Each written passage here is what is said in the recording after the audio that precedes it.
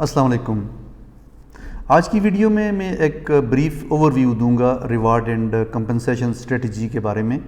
کسی بھی کمپنی یا کسی بھی ادارے کی کامیابی کے لیے ایک competitive equity based reward and compensation strategy بہت ضروری ہے۔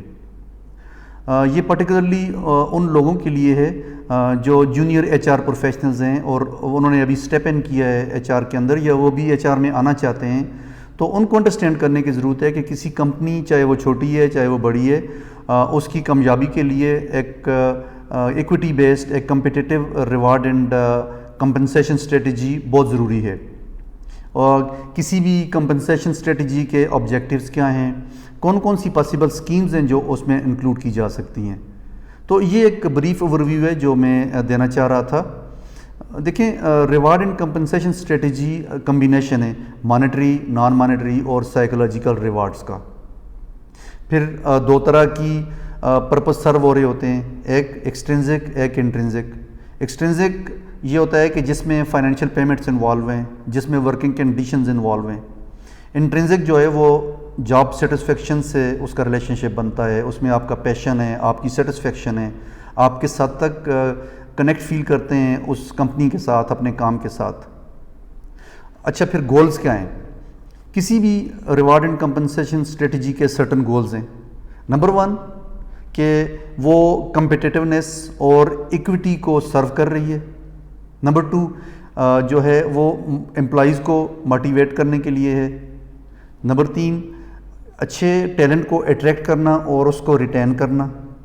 نمبر 4 آپ کسی بھی سرٹن کنٹری کی جہاں پہ وہ کمپنی آپریٹ کر رہی ہے اور آپ reward and compensation strategy launch کرنا چاہتے ہیں، تو اس کی ریگولیٹری ریکوائرمنٹس ہیں، لیگل ریکوائرمنٹس ہیں جن کو فلفل کرنا بہت ضروری ہے۔ نمبر 5 آپ کی reward and compensation strategy performance driven ہونی چاہیے۔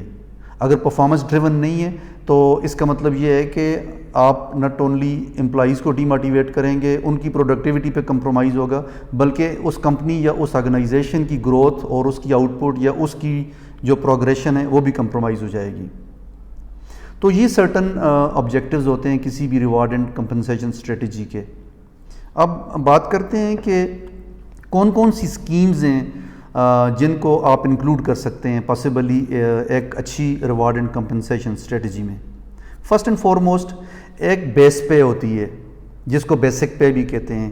یہ ایک فکسڈ اماؤنٹ آف سیلری ہوتی ہے جو کسی بھی امپلائی کو at the end of a month ملتی ہے، چاہے وہ ویکلی بیس سیلری ہے چاہے وہ منتھلی سیلری ہے۔ ایک employee as per the local laws certain hours تک کام کرتا ہے اور اس کو وہ بیس فکسڈ پے ملتی ہے۔ اس کے بعد نمبر 2 پرفارمنس ڈریون پیز ہوتی ہیں جس میں انڈیویجول پرفارمنس بھی ہے، گروپ پرفارمنس بھی ہے، کہ ایک پری ڈیٹرمنٹ ٹارگٹس ہوتے ہیں جو امپلائیز کو دیے جاتے ہیں، چاہے وہ سیلز میں ہیں یا کسی اور ڈپارٹمنٹ میں ہیں، اور امپلائی اگر انڈیویجولی یا ایز اے گروپ ان کو اچیو کرتے ہیں تو ایک سرٹن اماؤنٹ آف بونس یا ویریبل پے ملتی ہے based on the achievement of the targets. تیسری جو اسکیم ہے اس کو کہتے ہیں کہ it's a unit based kind of scheme, اس کو پیس ورک بھی کہتے ہیں، کہ آپ ایک سرٹن یونٹس کی آؤٹ پٹ دیں گے تو آپ کو ایک سرٹن اماؤنٹ آف پیمنٹ یا کمیشن ملے گا۔ یہ ایک کوانٹیفائیبل طریقہ ہے کسی کی پرفارمنس کو میئر کرنے کا اور اس کو ریوارڈ کرنے کا۔ پھر آ جاتی ہے آپ کی کمیشن بیسڈ ریوارڈ یا اسکیم آتی ہے، جس میں جو پہلے جس طرح میں نے کہا کہ آپ کی یہ بھی آپ کا اگین آپ کی پرفارمنس سے اس کا ریلیشن شپ بنتا ہے کہ آپ کو ٹارگٹس دیے جاتے ہیں اور آپ جب سرٹن ٹارگٹس اچیو کرتے ہیں تو اس کے بعد آپ کو ایک کمیشن ملتا ہے، ویریبل جو پیمنٹ میتھڈ ہے اس کے تحت آپ کمیشن لیتے ہیں، اور یہ ایک اسکیم ہے جس کو ریوارڈ اینڈ کمپنسیشن اسٹریٹجی میں ہونا ضروری ہے۔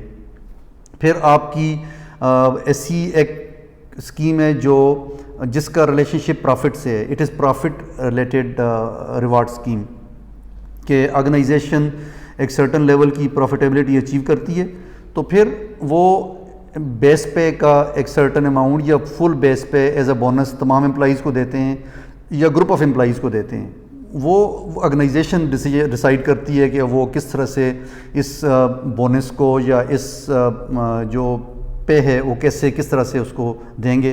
یہ ان کی جو کمیٹیز ہیں، سرٹن کمیٹیز ہیں، ریوارڈ اینڈ کمپنسیشن کمیٹی، وہ ڈٹرمن کرتی ہے، یا گروپ آف سینئر مینیجرز ہیں وہ ڈٹرمن کرتے ہیں. پھر ایک لرننگ بیسڈ یا ایجوکیشن بیسڈ اسکیم ہوتی ہے، جس میں امپلائی جب اپنی لرننگ کا کوئی لیول اچیو کرتا ہے جس کا تعلق اس کے کام سے بنتا ہے، چاہے وہ کوئی ڈگری ہے، چاہے وہ کوئی کورس ہے، اور آرگنائزیشن امپلائیز کو موٹیویٹ کرنے کے لیے آرگنائزیشن کو چاہیے کہ وہ اس طرح کی اسکیم کو ضرور انٹروڈیوس کرے تاکہ لوگ اپنی لرننگ کرو کو اوپر لے کر جائیں، اپنی ایجوکیشن میں اضافہ کریں، جس کا الٹیمیٹ بینیفٹ آرگنائزیشن کو جاتا ہے. پھر مختلف پینشن اسکیمز ہوتی ہیں، امپلائی پروویڈنٹ فنڈز ہیں. پھر کچھ اداروں میں، جس طرح یونائٹڈ نیشن میں نے کام کیا تو وہاں پر پینشن اسکیم تھی. تو اس طرح کی پینشن اسکیمز کو امپلائی کے لیے انٹروڈیوس کیا جاتا ہے تاکہ وہ ان کو لانگ ٹرم ایک اس میں ریوارڈ نظر آئے اور وہ اس کے لیے، اس ادارے کے لیے کام کریں اور وہاں پہ لمبا عرصہ کام کریں. کچھ لوگ تو اپنی زندگی پھر ایک ہی ادارے کے ساتھ منسلک کر لیتے ہیں. ان کو یہ پتہ ہوتا ہے کہ ایک سرٹن ٹائم کے بعد ان کو ایک اکٹھا پیسہ بھی مل جائے گا اور پھر till the time they are alive ان کو ایک سرٹن اماؤنٹ آف پینشن ملتی رہے گی. تو یہ ایک ایسی سیکیورٹی ہے جو آپ کی جاب ختم ہونے کے بعد آپ کے لیے میسر ہوتی ہے کسی بھی اچھے ادارے کی طرف سے. پھر ایک اور اسکیم جس کا آغاز 90s میں ہوا، پرٹیکولرلی بڑی کمپنیز میں، یو ایس میں ہوا، یورپ میں ہوا، اور وہ ہیں اسٹاک آپشنز، کہ سینئر مینجمنٹ کو اسٹاک آپشنز آفر کی جاتی ہیں کہ وہ کسی بھی ٹائم فیوچر میں ایک ایگریڈ پرائز پہ اس کمپنی کے شیئرز کو خریدیں گے اور ان کو اس کا بینیفٹ ہوگا. یہ کمپنیز اس لیے آفر کرتی ہیں کہ ڈائریکٹرز کی جو آبجیکٹیوز ہیں ان کو وہ الائن کرتی ہیں کسی کمپنی کے آبجیکٹیوز کے ساتھ.